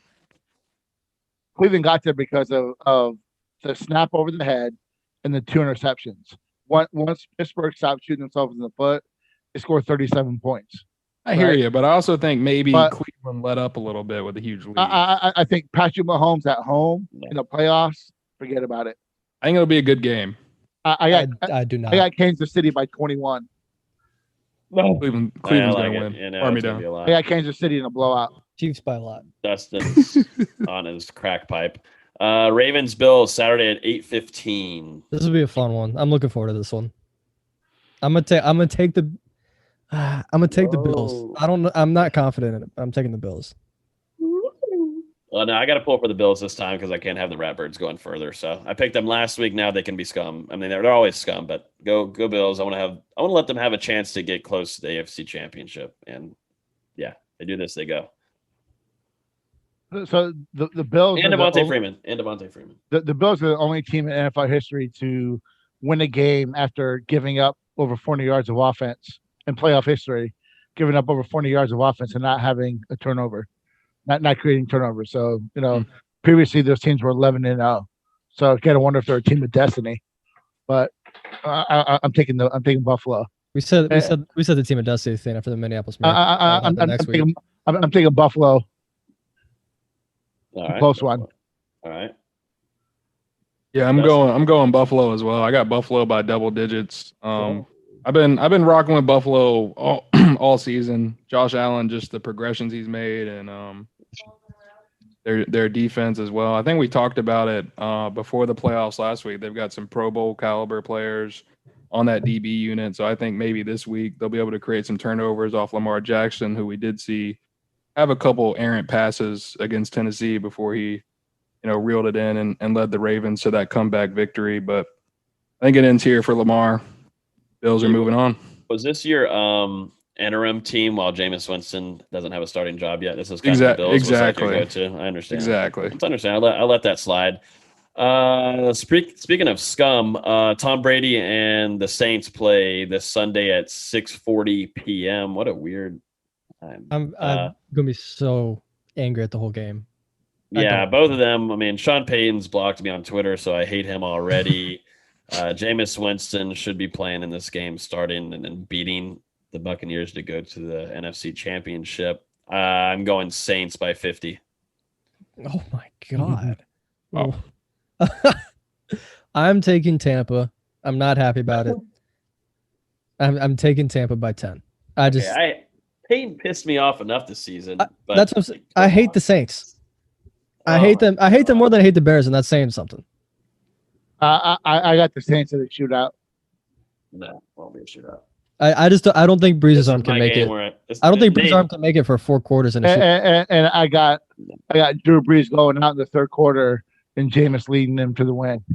I would like that. If that happens, I'll be so happy. But they'll put in Taysom Hill's dead corpse before Jameis. So. Yeah, no. But this is going to be the game, Nate, where I'm always right. And I'm going to tell you, just like I did with the Ravens game last week, this is where the Saints are going to rout the Buccaneers. It'll be a rout. And they'll be guaranteed. I'll get a tattoo of a dog on my finger if that's not a rout. By rout, it's got to be at least 2 touchdowns. I disagree. I think that the Saints haven't really looked good since Drew Brees came back from his injury.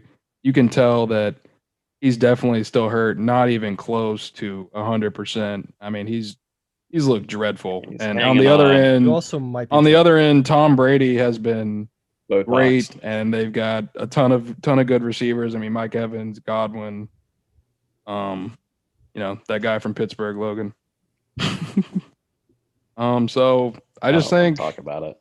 I just think it's a team that is hot right now versus a team that has kind of dwindled a little bit over the last couple of weeks. I'm gonna take Tampa Bay by 2 touchdowns. Oh, there it is. Okay, well the picks are in. Where's the game at? New Orleans. New Orleans. If the fans were there, it'd be definitely route central. If the fans were there, I would take New Orleans. Same. I can't believe you're going to you have a few followers from New Orleans, Austin. I can't believe you're going against. I got a lot of followers from New Orleans. Yeah, there's a few ladies. There's a few ladies that listen to this podcast too from New Orleans, and you're going against them. No, like that? Tom Brady is a twat, and I hope he gets his ass kicked. So. That's how we should end off this podcast because I 100% agree with Nate. I 100% agree. But yeah, we've been going. This is going to be a 2-hour podcast, I guess, since we don't do instant reactions after football games. So you get 2 hours in 1 week. So this is it right here. We definitely appreciate. We saw tons and tons of listens last week, and for looking at the numbers right now, I think it's going to be another big one. But definitely appreciate you guys listening. We're on YouTube, by the way. You can see our faces live when we do this every night at Thursday around 8 to 8:30. If you really want that in your lives. If you really want to see our faces, I don't know if you want to see our faces. Carlos did call Nate a chicken nugget before the podcast. I feel like that should be mentioned. Yeah, that was at the very beginning. We might put that as the opening monologue for the beginning. But make sure you guys hit the subscribe button on whatever platform you're listening to. Spotify, Google Play, definitely iTunes. Leave us a rating on iTunes if you want to. We definitely appreciate it. Try to work our tail off and keep these guys on here for 2 hours and try to stay alive. I've not had dinner yet, so everybody feel bad for me. All right, everybody feel bad for me. Since you didn't have a mask on, no one's allowed to feel bad for you. Oh God, yeah, I'm going through my beat down. Before we go, since he's not here to defend himself, since let's call me chicken nugget, I was going to ask him who had the quickest body transformation, him or James Harden. Oh. So that's messed up. That's so funny. Yo, here's the deal. Should I text him? Put it in the group chat right now. See if he responds before we end the podcast. Yeah, I don't know. That's a little messed up. I don't think he would like that. We'll save the reaction to that for the next episode, so that people will come back and get the response. Because your closing takes 4 minutes. If Karlos, I'm closing now. It is 10:21. This is a 2-hour podcast. Austin, do you want to edit this? Do you want to edit this right now? I remember earlier when I was like, "We're going to be done at 11." Let's go. Come on. Yeah, let's go to sleep, guys. Nate's got to go fix his eye, his whatever eye. Yeah, ever since we talked about Warren Thompson, man, damn it, pissed him off. That's what happens when you talk about Armwood kids. Nate just like enrages into friggin' Shrek. Yeah. Whichever guy's gonna burn down a high school, it's gonna be Nate. Alrighty, we gotta get out of here before we all get canceled. Jesus Christ. I need to keep my job. All right, we gotta get out of here. Thank you guys so much for listening. Y'all have a great rest of y'all's week. We will see you guys next Thursday. Appreciate you. Adios. Fastest outro ever.